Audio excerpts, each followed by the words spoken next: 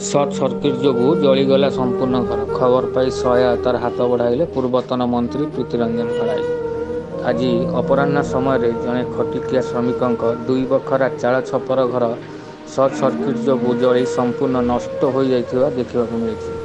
ठीक अपराह्न समय सपरिवार खाई पी शोइथिबा समय हठात सर्ट सर्किट जोगु जली जाइथिला संपूर्ण घर, किंतु अल्पके बति जाइथिले सपरिवार।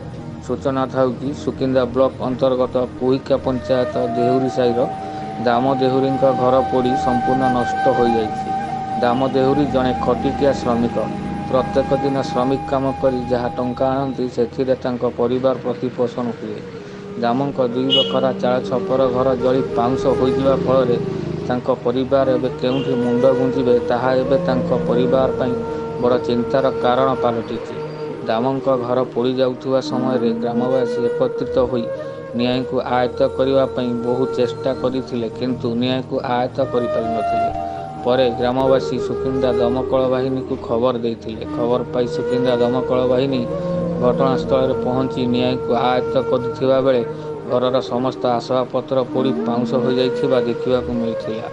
यह दुखद घटनाटी सुकिंदार पूर्वतन विधायक तथा ओडिशा सरकार पूर्वतन मंत्री इंजीनियर प्रीतिरंजन घड़ाई खबर पाइबा पर दुख प्रकाश करथिले एवं संगे संगे दाम देहुरी घरे पहुंची परिवार लोकंकु सांत्वना देवा सह तांको परिवार को सहायतार हाथ बढ़ाइथिबा देखिबाकु मिलिथिला।